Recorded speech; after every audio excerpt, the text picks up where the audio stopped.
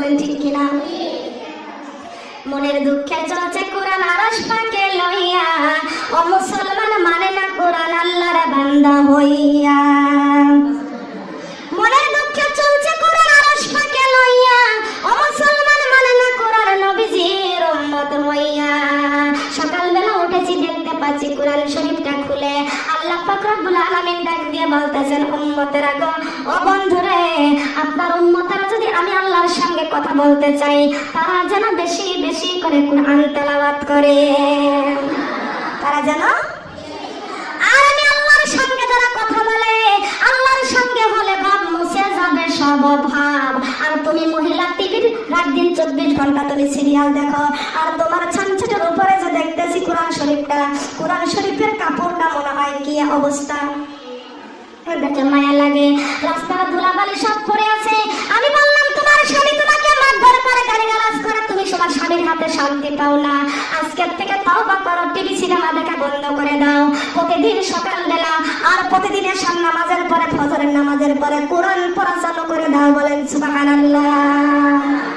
কোরআন কোরআন পড়া চালু করে দাও। তোমার ঘরে শান্তি দিবে কে? শান্তি দিবে কে? ইন্নাদ দীনা ইনদাল্লাহিল ইসলাম।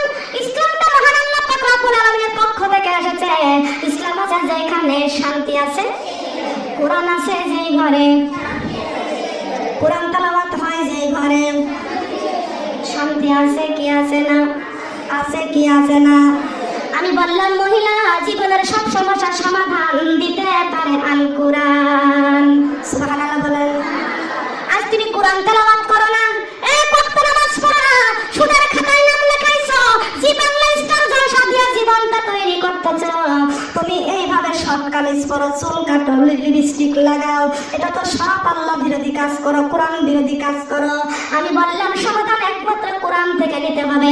আর কোরআন থেকে তুমি যদি সমাধান না নাও, আল্লাহর জান্নাতেও যাইতে পারবে না, আর দুনিয়াতেও তুমি অপমানিত হবা, লাঞ্ছিত হবা। সম্মানের মালিক একমাত্র আমার আল্লাহ। কথা বলেন ঠিক না বেঠিক?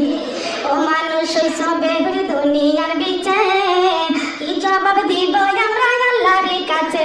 বলো কি জবাব দিব আমরা? ও মানুষ সবে দুনিয়ার বিচারে কি জবাব দিব আমরা আল্লাহর কাছে? বলো কি জবাব দিব আমরা? ও মানুষ সবে দুনিয়ার বিচারে কি জবাব দিব আমরা আল্লাহর কাছে? বলো কি জবাব দিব আমরা? দুনিয়ার মায়া পড়ে কোরআনকে গেছে ভুলিয়া, জানো কি কবে কখন ছাড়তে হবে এই দুনিয়া?